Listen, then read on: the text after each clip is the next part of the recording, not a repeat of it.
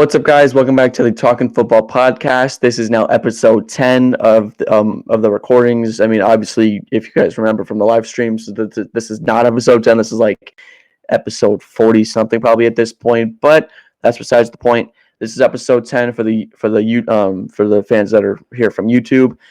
In today's episode, as you can tell by the title and the thumbnail, we're going to be talking about the players that are now eligible for the 2025 Hall of Fame class. I'm going to be talking about who's an absolute lock, in my opinion, then who are like the guys that probably will get in, and then who are the guys that just simply, unfortunately, won't get in. Be sure to leave a like, subscribe, and leave a comment. I want to know what you guys think. Are these guys Hall of Famers? Are they not? I want to know what you guys think. And then also leave what else do you want to see? And again, I'm still trying to figure out if I want to do. A lot of you are saying for the predictions to do by division, which is probably what I'm going to do. I still want to know, what do you guys want me to do for game day? You want me to go live because that's what I'm thinking about doing, or do you want me to do a podcast? Do you want me to do both? Because I'm willing to do both. Just let me know what you want me to do. And yeah, let me roll the intro. Let's get into it.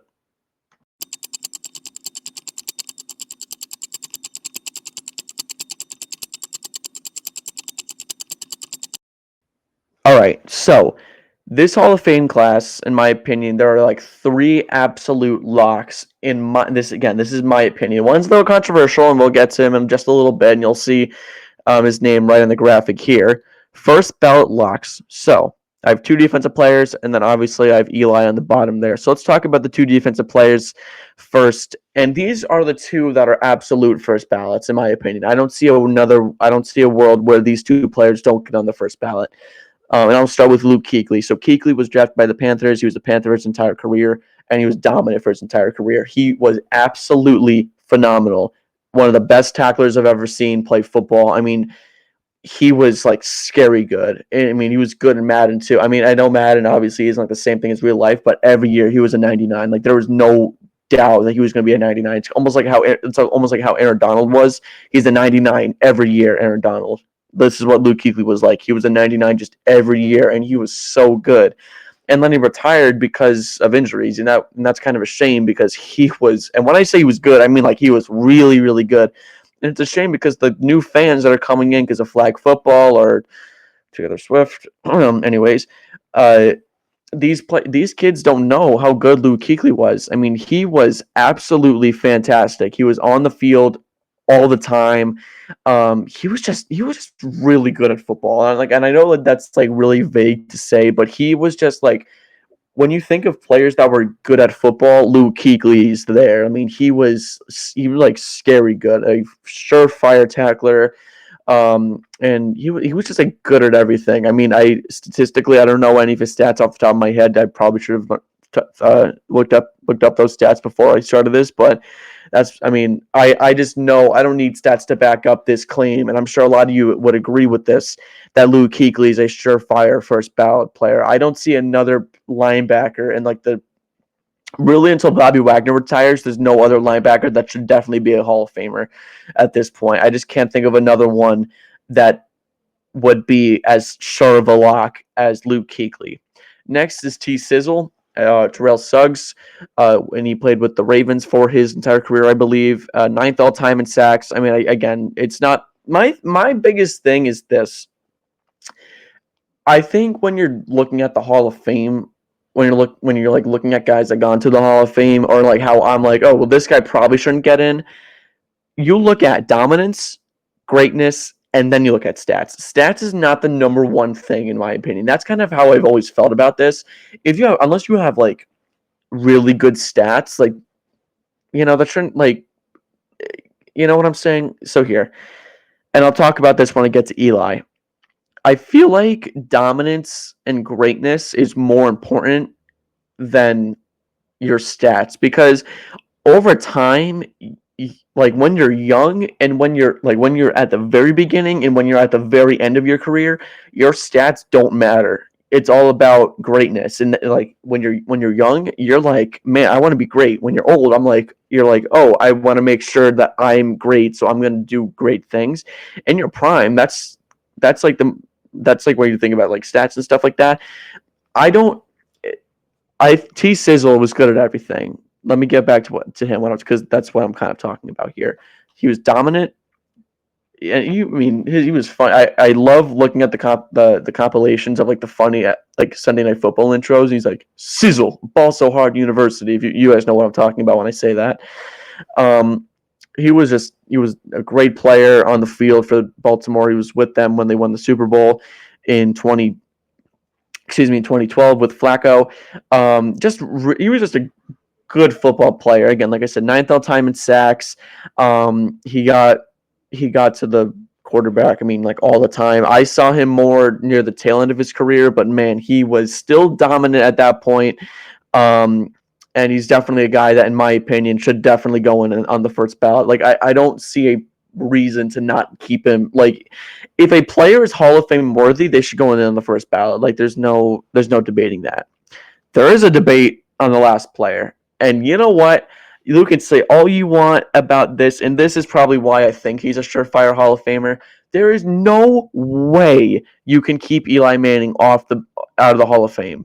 Okay, and I know everyone's talking about statistics, but look, if you go in as a wild card team, as a 10-6 wild card team, when you're still like 25 and you beat an undefeated Patriots team that was the best team of all time, and you beat them, you should automatically be like already in the conversation. So here's the thing with Eli. I'm more in touch with his stats because, well, one, obviously I'm a Giants fan, and two, he's been the biggest like debated guy. Here's the thing with Eli. I understand his career 500 record. I understand that. I understand that he's 117 and 117. I understand that he led the league in interceptions 3 separate times. Okay, I get that. I get all of that. Here's but you can't make that argument and then say a guy like Troy Aikman belongs in the Hall of Fame, because I'm just saying when you look at his stats, he does not belong in the Hall of Fame. And I'm going to look them up really quickly while I'm thinking about this. I just know Troy Aikman off the top of my head. I know he threw a lot of picks. Like I just don't get it. He has a passer rating all time of 81.6. How can you say that he's a Hall of Famer when Eli Manning isn't? Like I think here, Troy Aikman should definitely be a Hall of Famer. There's no doubt in my mind. He is an absolute Hall of Famer, okay? I'm not saying anything about that. I'm just saying, like, he has 165 total picks. Also, Brett Favre threw a ton of picks. So are you going to defend Brett Favre but not Eli Manning? That doesn't make any sense, okay? You got to make it make sense for both sides, because if Brett Favre and Aikman are in, Manning should be in.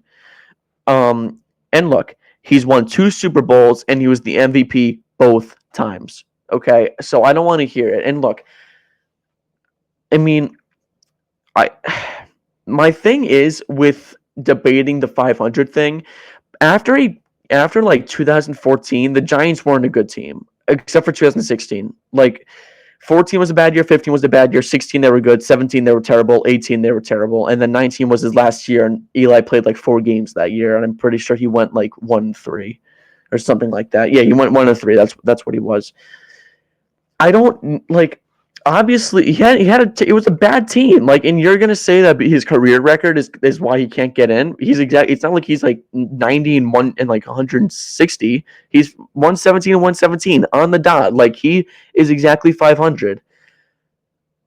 I just don't see how you don't let a guy like Eli in the Hall of Fame. And I'm curious to know what you guys think. Is he a Hall of Famer? Is he not? I think he's a first ballot, no doubt. But I just don't know how people say that he's not a Hall of Famer. And people say, like, Hall of Very Good. No, and like, he should be in the Hall of Fame.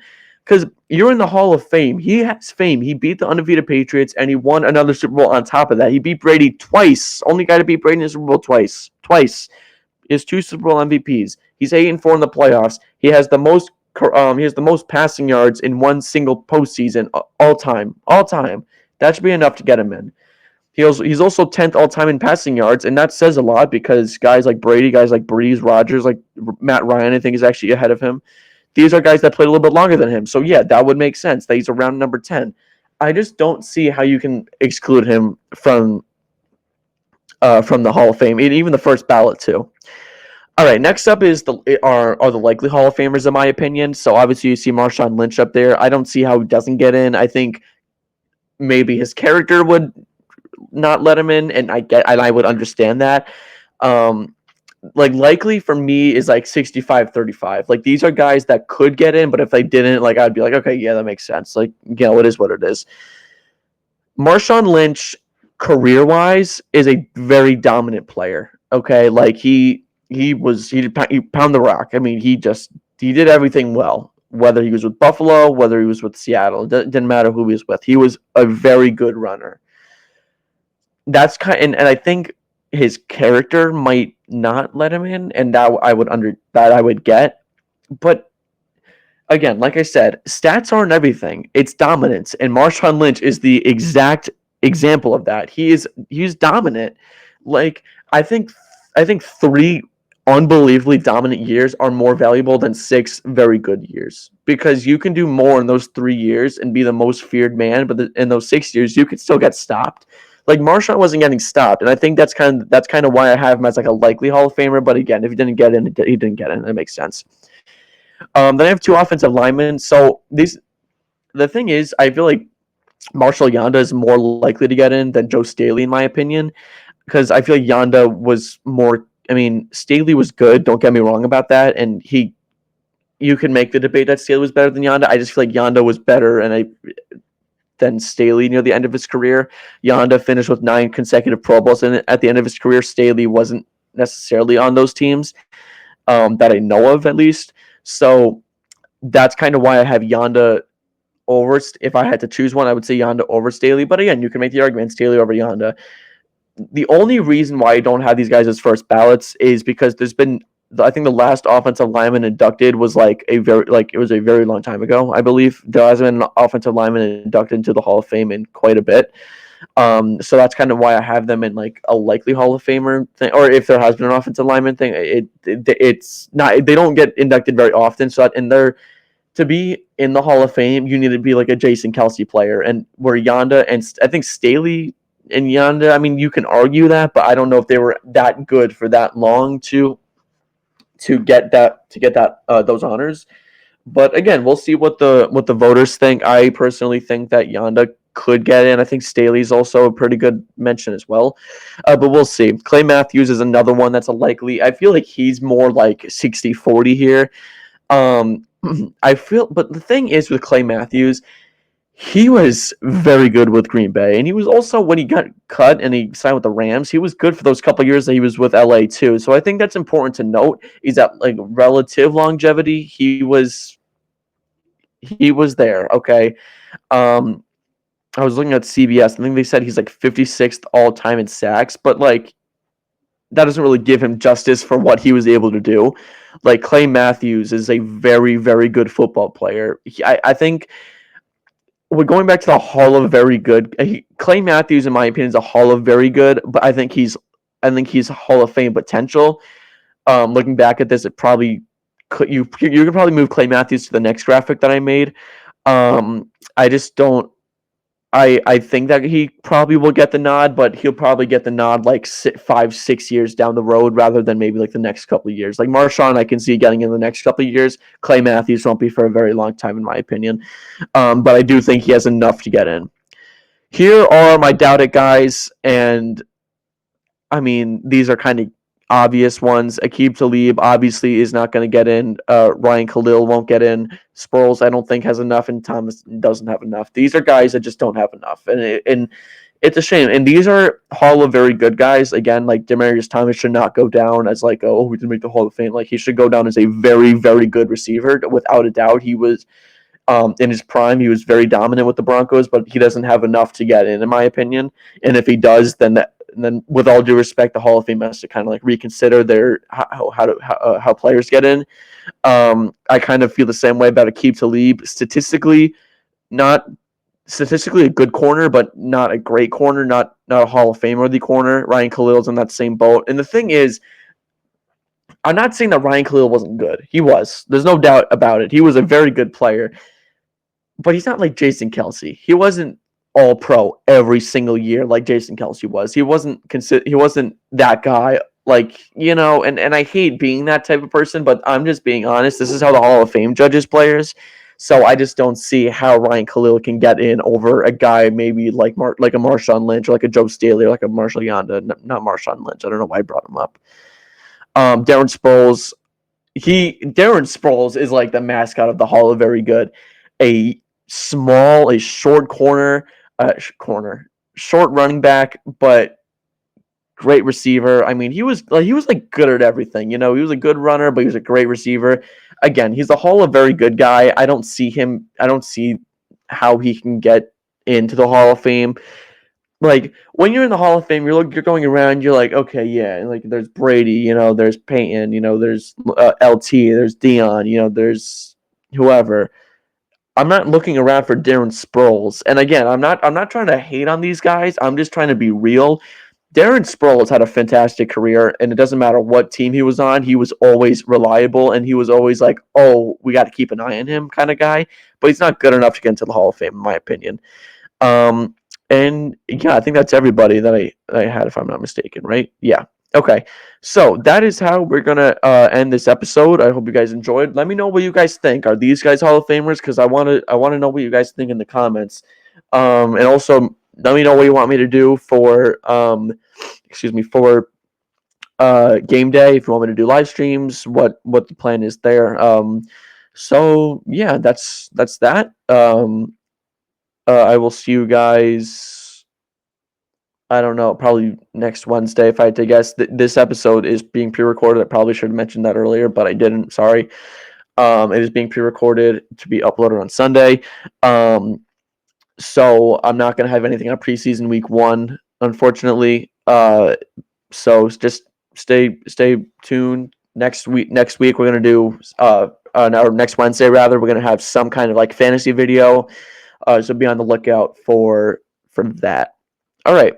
Thank you guys for watching. Hope you enjoyed, and I will see you guys in the next video, episode 11.